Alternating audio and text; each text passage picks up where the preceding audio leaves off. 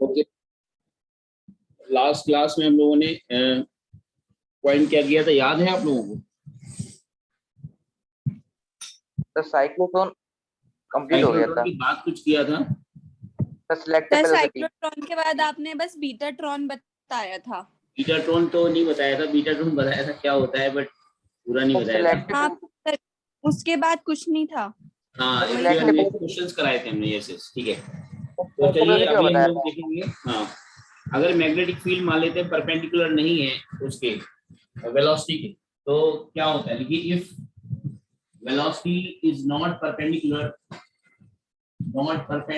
To B vector, अगर magnetic field के perpendicular नहीं है वेलोसिटी, तो मान लेते हैं ये मैग्नेटिक फील्ड है, ओके, और ये जो पार्टिकल को वेलोसिटी दी गई है, चार्ज पार्टिकल को, वो बी वेलोसिटी दी गई है चार्ज पार्टिकल को, टू पॉजिटिव चार्ज पार्टिकल है, बी वेलोसिटी प्रोवाइड की गई है, और जो मैग्नेटिक फील्ड के साथ जो एंगल थीटा बना रहा है, वेलोसिटी की जो डायरेक्शन है वो मैग्नेटिक फील्ड के साथ थीटा एंगल बना रही है, इसमें वेलोसिटी के दो कंपोनेंट हो जाएंगे। एक कंपोनेंट हो जाएगा बी cos थीटा, और ये वाला जो कंपोनेंट होगा ये हो जाएगा बी sin थीटा। तो जो बी cos थीटा कंपोनेंट होगा वो पैरेलल कंपोनेंट कहलाएगा। क्यों पैरेलल बोलेंगे? क्योंकि मैग्नेटिक फील्ड के अलोंग है, इसको बोलेंगे अलोंग बी वेक्टर, इसलिए पैरेलल बोला जा रहा है।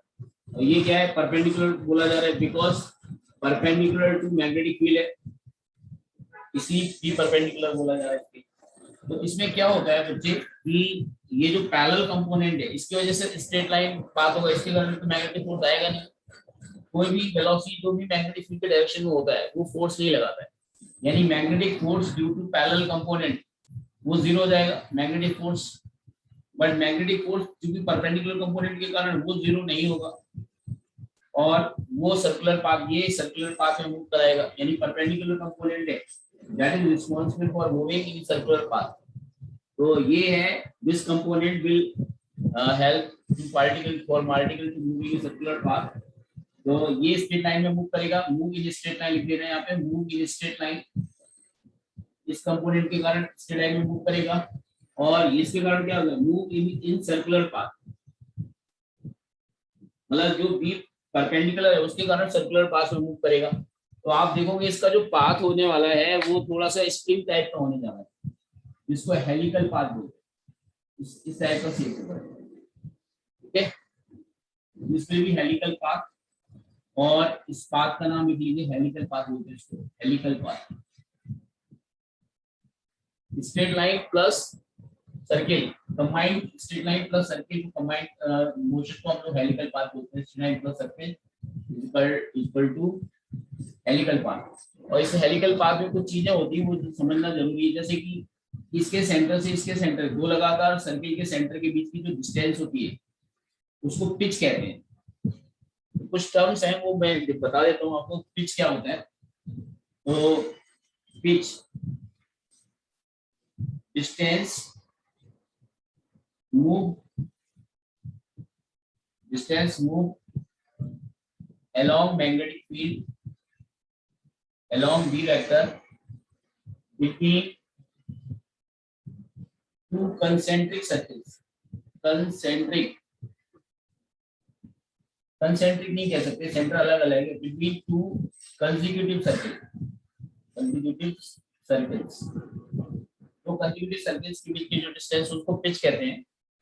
तो पिच को अगर हमें और याद रखना है कि एक पूरा सर्किल कवर अप ये नहीं होगा, ये मान के चलिए कि सर्किल का कुछ पार्ट कवर होगा, कुछ यहाँ मोशन यहाँ पे जो हॉरिजॉन्टली डिस्टेंस मूव करने में लगाएगा, और फिर ये सर्किल के राउंड बनाएगा, यानी कि कुछ सर्किल का पोर्शन इधर कवर होगा, कुछ इधर, और कुछ बाकी जो बचा हुआ पोर्शन होगा वो इस आर्क में कवर करने का टाइम स्पेंड करेगा।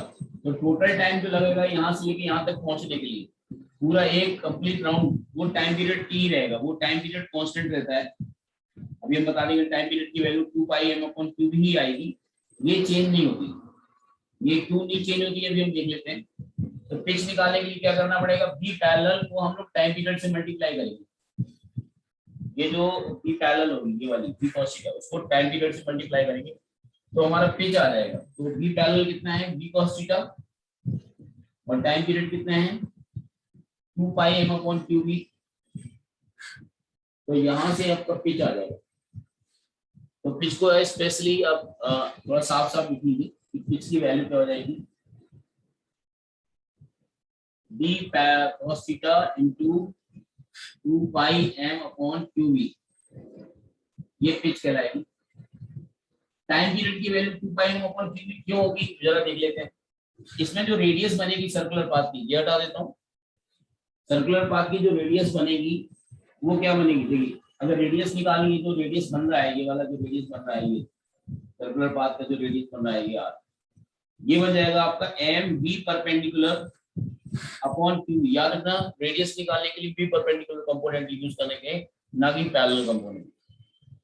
कितना बन जाएगा, एम बी परपेंडिकुलर होगा बी साइन थीटा, और ये हो जाएगा क्यू बी, ये रेडियस बन जाएगा। तो रेडियस का रिजल्ट आप ध्यान रखना है, एंगल यूज होगा रेडियस में, और पिच में एंगल बी पैरेलल वाले कंपोनेंट के कारण यूज होगा, ठीक है। तो ये रेडियस हो जाएगा सर्कुलर पाथ की जो सर्कल बन रहे हैं। और अगर इसमें टाइम पीरियड निकालना है तो टाइम पीरियड क्या होगा, 2 पाई आर अपॉन बी परपेंडिकुलर लेना पड़ेगा। तो आप समझ रहे हो कि यहाँ पे बी परपेंडिकुलर लेने के कारण वो बी परपेंडिकुलर कैंसिल आउट हो जाता है, ये भी बी परपेंडिकुलर है, तो जो टाइम पीरियड आता है उसमें एंगल डिपेंड नहीं करता। तो ये देखिए जरा 2 पाई आर, आर की जगह रख देंगे M B perpendicular upon Q B divided by B perpendicular. तो बी परपेंडिकुलर से बी परपेंडिकुलर कैंसिल आउट हो जाएगा। तो आप देख रहे हो कि टाइम पीरियड जो आएगा 2 pi m upon Q B, that is independent of speed. ये तो मैं पहले भी बता चुका हूँ कि टाइम पीरियड जो है स्पीड पे डिपेंड नहीं करता है, इसलिए टाइम पीरियड चेंज नहीं होता। तो पिच हम लोग निकाल सकते हैं, ठीक है। तो फटाफट नोट कर लीजिए, हेलिकल पाथ हो जाता है, और इसमें पिच क्या होता है, टाइम पीरियड क्या होता है, रेडियस क्या होता है, ये फॉर्मूले आपको याद रखना जरूरी है, ठीक है।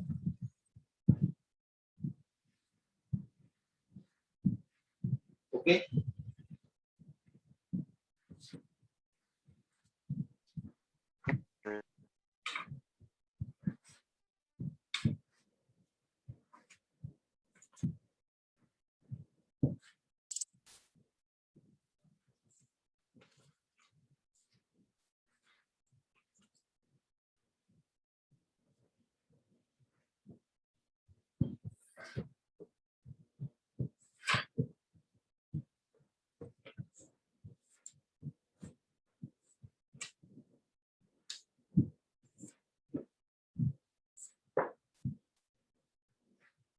डन, नोट कर लिया।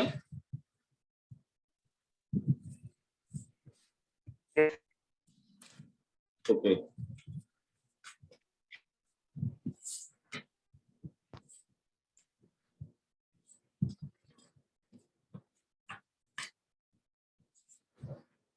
तो ये आपका हो गया, ये आपका कंप्लीट हो गया ये चैप्टर, ठीक है। इसके बाद हम लोग सीधे एंटर करेंगे, मैग्नेटिक इफेक्ट ऑफ करंट भी हो गया, मूविंग चार्ज भी हो गया आपका, ठीक है। इसके बाद जो आता है मैग्नेटिज्म आता है, अर्थ मैग्नेटिज्म, ठीक है। वो क्या होता है वो जरा देख लेते हैं। प्रॉपर्टीज ऑफ मैटर, क्या चीज,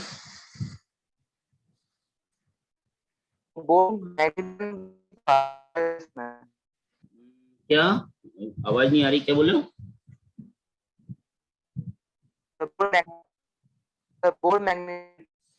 Bohr magnet, magnetron, Bohr magnetron की बात कर रहे हो, बोहर मैग्नेट्रॉन क्यों, आवाज नहीं आ रही, आप मुझे मैसेज करके लिख के दीजिए क्या कह रहे हो आप। मैग्नेटिक मूवमेंट आपको बता दिया था मैंने आपको,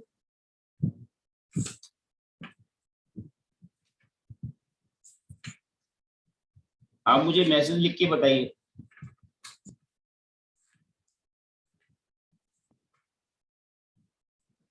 चिराग क्या कह रहे हो आप, मुझे मैसेज कीजिए।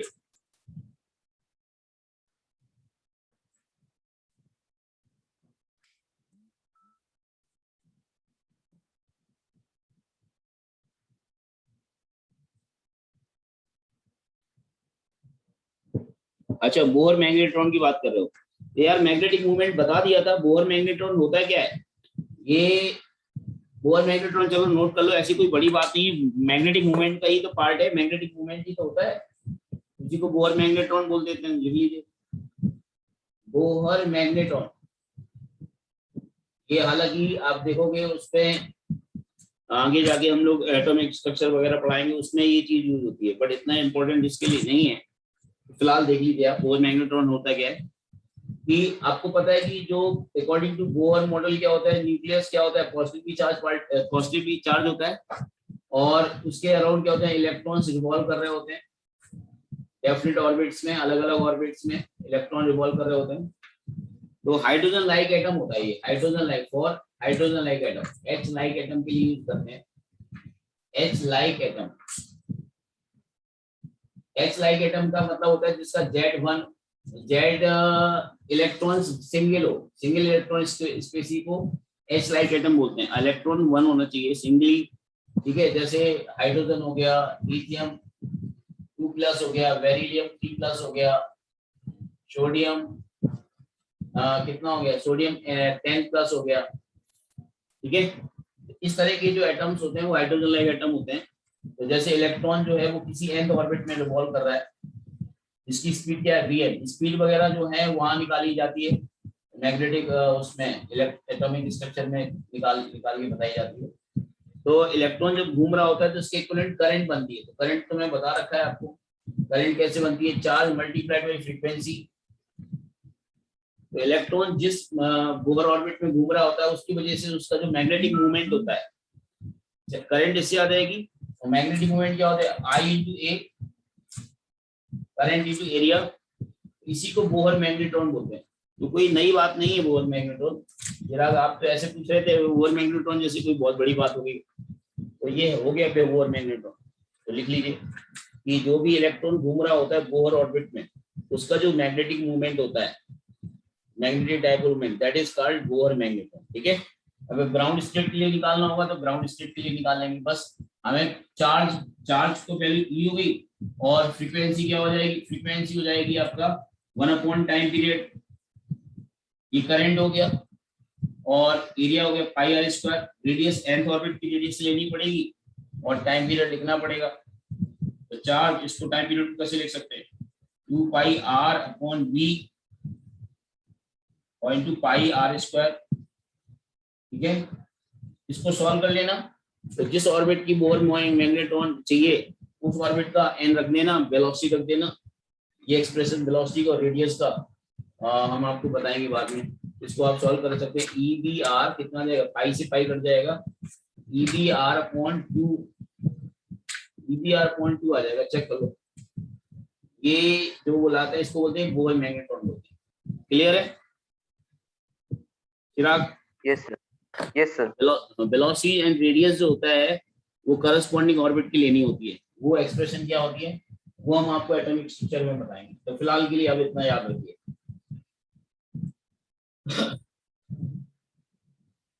इसके मैग्नेटिक मूविंग चार्ज के क्वेश्चंस में चाहता था थोड़ा से क्वेश्चंस आपके हो जाते, मूविंग चार्ज के क्वेश्चंस आपको नहीं कराए मैंने, है ना, क्योंकि मूविंग चार्ज इसके बाद फिनिश हो रहा है। इसके बाद हमारा जो मैग्नेटिज्म आ जाएगा topic,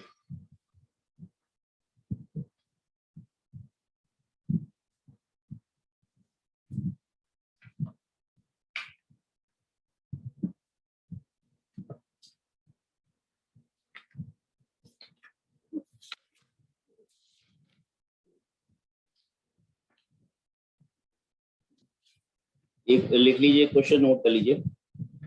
A beam of proton with velocity 4 into 10⁵ meter per second.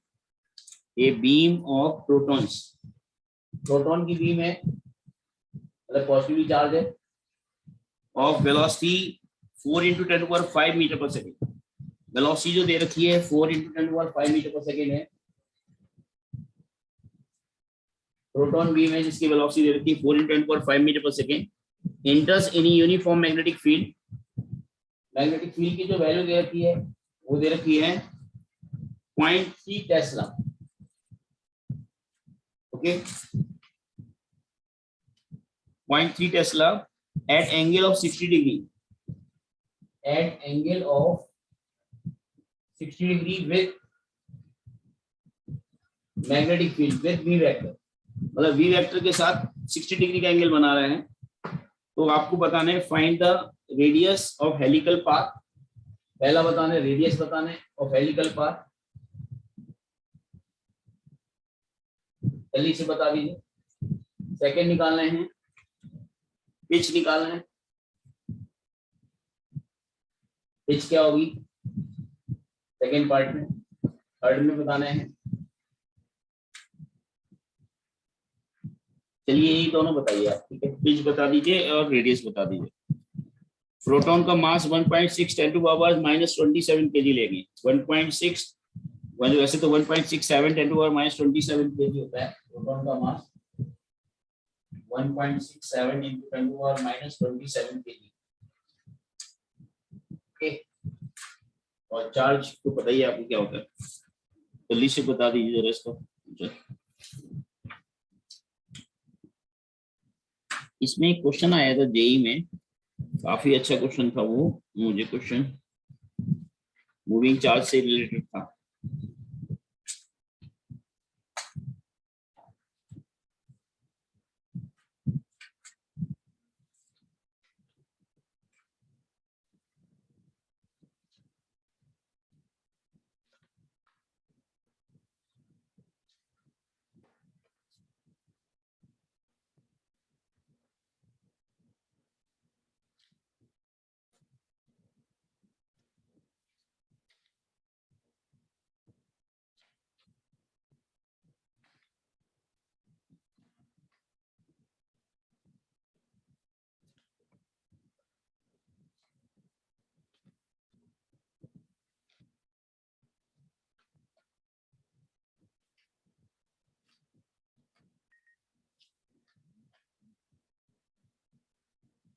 आ गया? सर एक सेकंड।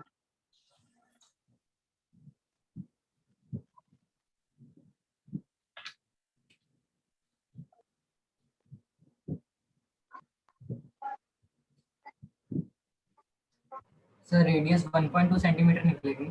कितना बेटा? 1.2 centimetre radius. Okay,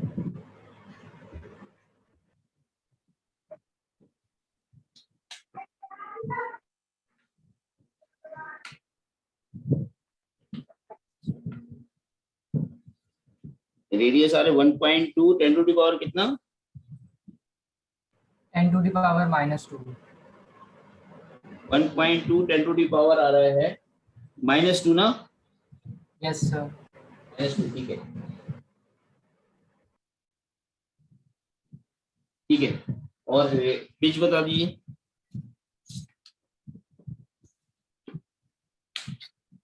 SC Verma में काफी अच्छे क्वेश्चंस दे रखे हैं इसके मूविंग चार्ज के, तो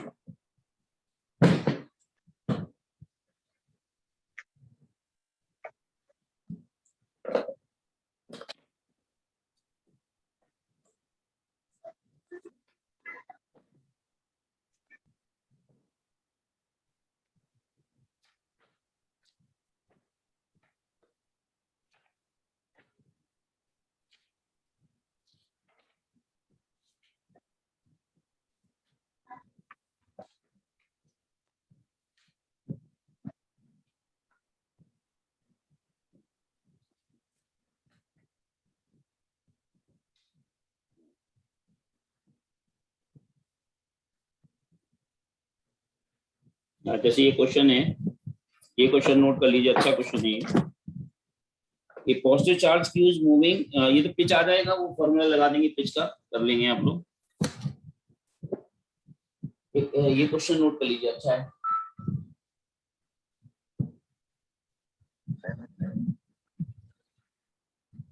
A positive charge q is moving towards the center of a circular loop। एक कोई सर्कुलर लूप है और एक पॉजिटिव चार्ज है, और इस सर्कुलर लूप के सेंटर की ओर मूव करना है, और इसकी जो डिस्टेंस है पॉजिटिव चार्ज की, वो x डिस्टेंस है इसके सेंटर से, और v वेलोसिटी से मूव कर रहा है। एक पॉजिटिव चार्ज है जो सेंटर की ओर मूव कर रहा है v वेलोसिटी से, circular loop of radius r, capital R radius दे रखी है सर्कुलर लूप की। Okay, the magnitude magnetic field along the periphery of the loop at the given instant. तो मैग्नेटिक फील्ड कितनी होगी इसके लूप के पेरीफेरी पर, ये चार्ज पार्टिकल पास आ रहा है, तो magnetic field at the periphery of the circular loop कितना होगा ये बताइए जरा। सर पेरीफेरी क्या होता है? पेरीफेरी मतलब इसके सरकमफ्रेंस पर, पेरीफेरी। ठीक सर। ओके, और v वेलोसिटी से मूव कर रहा है ये क्वेश्चन स्पेशली जेई के बच्चों के लिए है, बट अगर नीट वाला बच्चा दिमाग लगा लेता है तो अच्छी बात है, तो कर लीजिए इसको, अच्छा है। इसमें इसके ऑप्शंस दे रहा हूं मैं। फर्स्ट ऑप्शन है 0, ये ऑप्शन है u naught qvr upon 4 pi r square plus x square की पावर 3/2। एंड सी ऑप्शन जो दे रखा है u naught qvr upon 2 pi bracket under root of r square plus x square की power 3/2। और डी ऑप्शन में दिया है नन। तो दो ऑप्शन में तो कुछ करना, या तो 0 होगा या देख लीजिए, आप सोच के बताइए क्या होना चाहिए।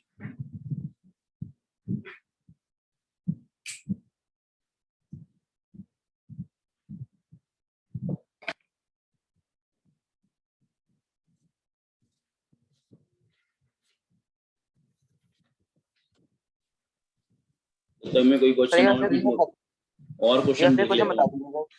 क्या फिर क्वेश्चन बता दीजिए। क्वेश्चन ये है कि पॉजिटिव चार्ज पार्टिकल है अलोंग द एक्सिस की ओर मूव कर रहा है, जिस समय इसकी डिस्टेंस x है इसके सेंटर से, उस समय इसके चार्ज की वजह से मैग्नेटिक फील्ड बतानी है उसके पेरीफेरी पर।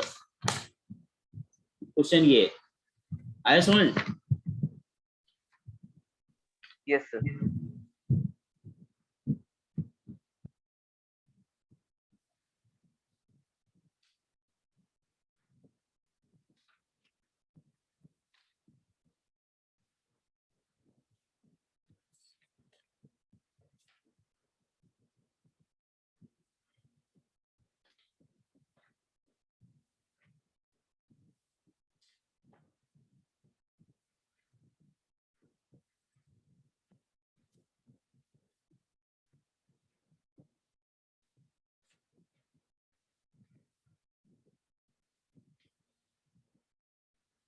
बताइए। हालांकि नीट वाले बच्चे के लिए भी कर सकते हैं, बट ऐसा कोई बड़ी चीज नहीं है। और बस थोड़ा सा ध्यान रखिए कि का मूविंग चार्ज की फील्ड कैसे निकालते हैं।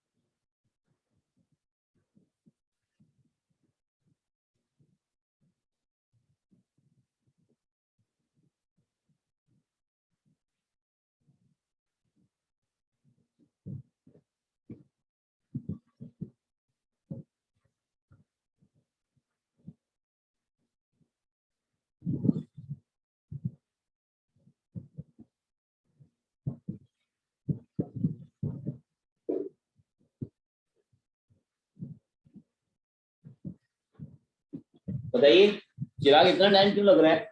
सर बी आ रहा है, हैं? सर बी आ रहा, बी। बी आ रहा है? यस सर बी आ बस रहा। देख लेते हैं ऑप्शन क्या है। बी आएगा। बी आएगा, इसका जो आंसर आएगा यस बी करेक्ट है, यस। ठीक है, आसान है। तो वो जो भी पहली फैली होगी इसके परपेंडिकुलर ही तो होगा, ये प्लेन इसके परपेंडिकुलर ही तो होगा। यहाँ पे जो फील्ड आएगी वही इधर आएगी, वही इधर आएगी, वही इधर आएगी। क्यों, समझ रहे हो इस चीज को? इसको ज्वाइन कर दो, ये बन जाएगा आर वेक्टर। एक जनरल मैग्नेटिक फील्ड का रिजल्ट क्या होता है? B vector is equal to होता है mu naught upon 4 pi Q B cross R upon R Q होता है ना। क्यों ये होता है चिराग? सर मैंने इससे नहीं किया, इससे नहीं किया, अलग तरीके से किया। फिर किससे कर दिया? सर मैंने फोर्स लिए, फोर्स देखा उसके ऊपर, फिर है ना, फिर उसको क्यू बी है ना, क्यू बी साइन थीटा के बराबर कर दिया, फिर उसमें साइन थीटा की वैल्यू लगा के ये आंसर आ गया सर। फोर्स किस पे देख लिया भाई? तो सर उस पे चार्ज पार्टिकल पे। फोर्स क्यों लगेगा चार्ज पार्टिकल में, ये बताओ। चार्ज पार्टिकल फोर्स क्यों लगेगा? इसमें करंट थोड़ी है। क्या कह रहे हो यार? इसमें करंट थोड़ी है जो फोर्स लग जाएगा इसमें, जो ये फील्ड दे देगा यहाँ पे। चिराग कॉन्सेप्ट तो गलत हो गया यार आपका। फील्ड तो ये दे रहा है ना, इसका तो करंट ही नहीं है।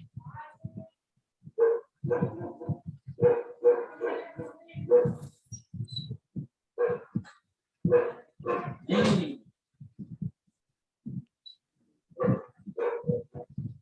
तो फील्ड तो ये दे रहा है भाई, ये तो दे ही नहीं रहा है, तो इसके ये रिजल्ट लग जाएगा। आपने कैसे निकाला सारस्वत?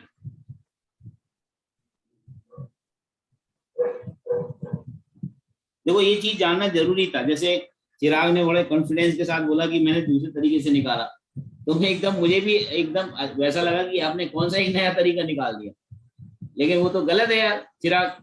लेकिन आंसर आ गया था उससे, बी ऑप्शन आ रहा था। यस सर आ गया सर। कैसे आ गया? तो वही तो मुझे समझ नहीं आ रहा है, कैसे आपने निकाला? क्या किया आपने? मान लो ठीक है, इसमें करंट मान ली, फिर इसमें क्या करा फिर? क्यू बी साइन थीटा के बराबर कर दिया, साइन थीटा बराबर आर बाई एक्स रख दिया सर, आंसर आ गया। मतलब तुमने क्या किया, इसकी करंट की जो मैग्नेटिक फील्ड होती है वो इसके मैग्नेटिक फोर्स के बराबर कर दिया है। Yes sir, yes sir, yes sir, यही किया। क्या लॉजिक से बराबर किया? क्या है लॉजिक, क्या है इसका? मुझे समझ नहीं आया। ये फोर्स क्या, फील्ड फोर्स क्यों बराबर कर दिया? क्या उसने ऐसा बोला कि फोर्स इसका फोर्स इसके बराबर, ऐसा बोला क्या उसने? क्या लॉजिक क्या लगाया? पूरे शरीर खींच रहा होगा, उतनी फोर्स से जा रहा होगा, इस पे तो पूरी अरे नहीं नहीं लगेगी, नहीं, इतना ही फील ऐसे थोड़ी कि जितना फोर्स से खींच रहा होगा उतनी फोर्स से जा रहा होगा। ये तो एक मनगढ़ंत कहानी हो गई। ऐसा थोड़ी है, कोई जरूरी थोड़ी ऐसा हो जिस फोर्स से खींच रहा होगा उस फोर्स से जा रहा होगा, है ना। ये तो भेज, इसको तो मूव करा रहे हो आप।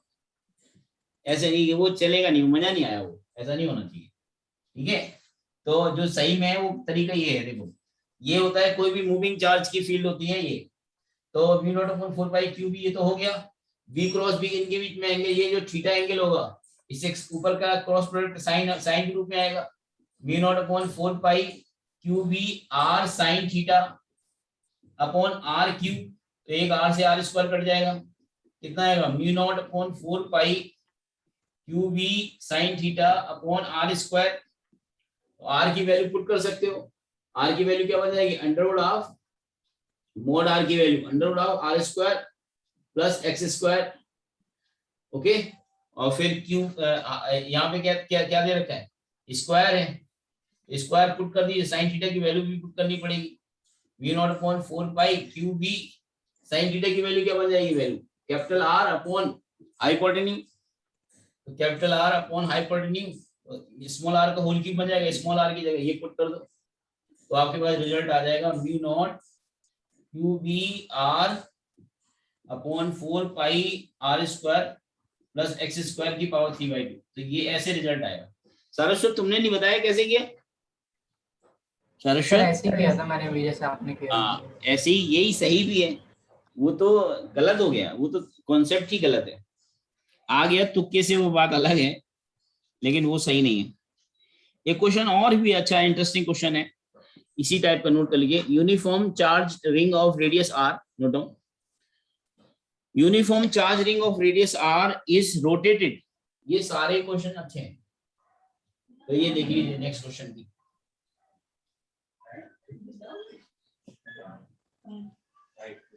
Uniform charge ring of radius R rotated about its axis, अपनी एक्सिस के अबाउट रोटेट कर रही है, रोटेटेड अबाउट इट्स एक्सिस। ये सेंटर ओ है और इस एक्सिस के अबाउट रोटेट कर रही है, rotated about its axis so that each of its particle moves with constant linear velocity, ताकि हर एक पार्टिकल जो है वो लीनियर कांस्टेंट वेलोसिटी से मूव कर रहे हैं v, यानी रोटेशन की जो स्पीड दे रखी है वो v दे रखी है, एंगुलर स्पीड नहीं दे रखी, लीनियर स्पीड दे रखी है। यानी हर एक पार्टिकल जो होंगे इस डिस्क के अंदर जितने भी पार्टिकल होंगे सबकी लीनियर वेलोसिटी क्या होगी, v ही होगी। अरे बोलो ना यार, सबकी लीनियर वेलोसिटी v नहीं होगी, जो पेरीफेरी में होंगे उनकी स्पीड भी होगी ना, जो अंदर होंगे उनकी तो स्पीड चेंज हो जाएगी, v बराबर आर ओमेगा होता है। अरे बोलो ना यार, okay. Yes, sir. A uniformly charged ring of radius r rotated about its axis, so each of the particle moves with constant linear speed b. The ratio of electric field to magnetic field at point p, यहाँ पे कोई point p लिया जा रहा है जो कि x is equal to r distance पर है और रेडियस की r है। यहाँ पे electric field and magnetic field की वैल्यू निकाल के उसका रेशियो निकालना है, करिए। तो ratio of electric field and magnetic field बताना है क्या होगा एट पॉइंट पी। इस पॉइंट पर electric field and magnetic field का रेशियो फाइंड आउट करना है। ऑप्शंस में दे दूं क्या आपको? Yes, sir. ऑप्शन दे दूं तो आंसर आप तुरंत बोल दोगे, क्योंकि ई बाई बी रेशियो हमने स्पीड ऑफ लाइट बताया था, क्यों? Yes, sir. तो लेकिन इसमें स्पीड ऑफ लाइट ऑप्शन है ही नहीं, पहली बात तो, ठीक है, इसलिए कोई दिक्कत वाली बात नहीं है। तो ऑप्शन ए है, फर्स्ट ऑप्शन में दिया है सी स्क्वायर अपॉन बी दे रखा है, और सेकेंड ऑप्शन बी ऑप्शन में दे रखा है बी स्क्वायर अपॉन सी दे रखा है, थर्ड ऑप्शन में सी ऑप्शन में दे रखा है सी बाई बी दे रखा है, एंड फोर्थ ऑप्शन में दिया हुआ है बी बाई सी। तो बड़ा इंटरेस्टिंग सा क्वेश्चन है, पहले सोचिए क्या हो रहा है, कोई भी मनगढ़ंत चीजें कॉन्सेप्ट मत लगा देना चिराग, ठीक है? ओके भाई? Yes, sir. करिए।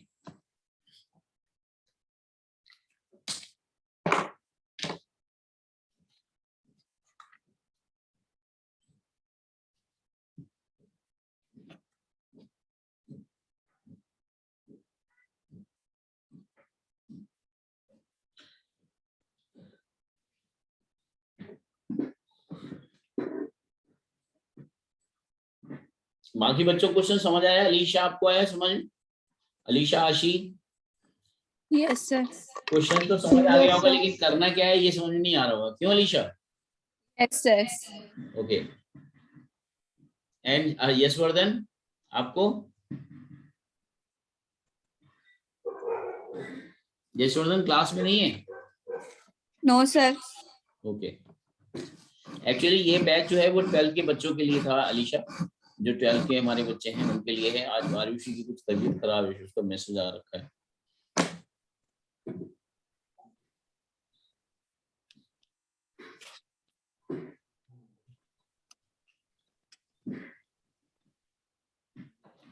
तो कैसे करेंगे भाई, कुछ आइडिया लगा?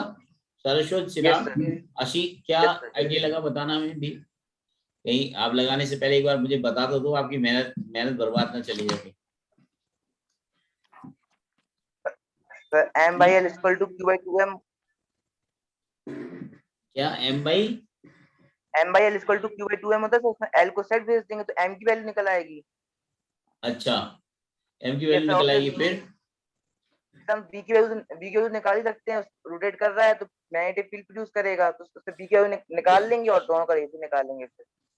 अच्छा अच्छा, निकालिए, चलिए बताइए, आपको निकालिए।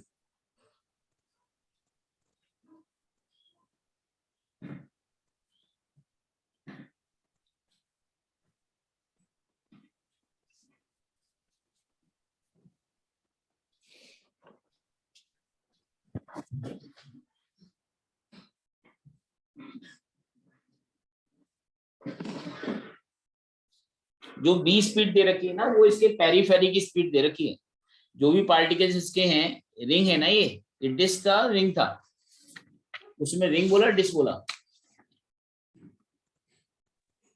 यूनिफॉर्मली चार्ज रिंग बोला हमने। तो रिंग में जो भी पार्टिकल होंगे उसकी स्पीड बी है, ठीक है, डिस्क नहीं है, this is ring.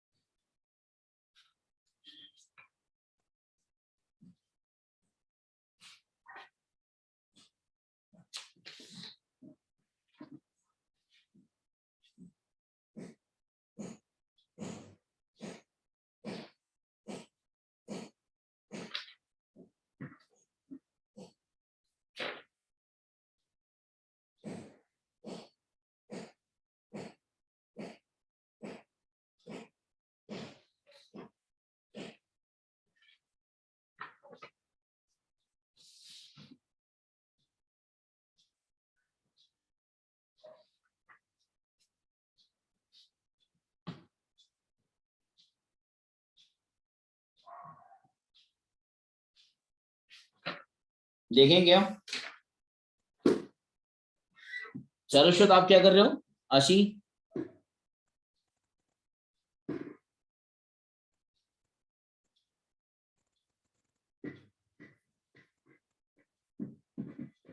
Electric field तो आप निकाल ही सकते हो ना। इसमें जो रिंग पे जो चार्ज है वो क्यू चार्ज मान ले सकते हैं, रिंग पर चार्ज मान ले सकते हैं, कुछ क्यू चार्ज मान लेते हैं रिंग पर, और क्यू चार्ज मान के हम इलेक्ट्रिक फील्ड निकालेंगे और मैग्नेटिक फील्ड निकालेंगे और फिर रेशियो निकालेंगे। रिंग पर चार्ज कुछ मानना पड़ेगा क्यू, क्यों भाई? तो रिंग में अगर हम चार्ज क्यू मान लेते हैं, चलिए मैं बता ही देता हूँ। तो रिंग में चार्ज हमने क्यू मान लिया, तो क्यू करंट, चार्ज के कारण करंट कितना हो जाएगा? क्यू अपॉन टी क्या होगा? 2πr/b। तो ये करंट बन जाएगा, अपने खुद के चार्ज के घूमने के कारण करंट बन जाएगा। तो करंट बन जाएगा तो इसकी मैग्नेटिक फील्ड हो जाएगी इस पॉइंट पर μ0/2 प्लस x² की पावर 3/2। चेक कर लीजिए, आई की वैल्यू को हम ये पुट कर सकते हैं, साथ ही पुट भी कर दीजिए साथ में। कितना बन जाएगा? μ0I, आई की वैल्यू हो जाएगा QV/2πr r²/2 into r² plus x² की पावर 3/2। ये मैग्नेटिक फील्ड आ गई, इक्वेशन 1 मान लीजिए। इलेक्ट्रिक फील्ड क्या आ जाएगी? इलेक्ट्रिक फील्ड जो होती है वो आपने पढ़ी है, रिंग की जो इलेक्ट्रिक फील्ड होती है, अगर चार्ज रिंग है तो उसकी इलेक्ट्रिक फील्ड क्या होती है? 1/μ0, ये होता है 1/4πε0 QX। x किसके बराबर है? r के बराबर है। यहाँ पे x की वैल्यू r रख देना, अभी x ही रखे रहने दो। QX/r² प्लस x² की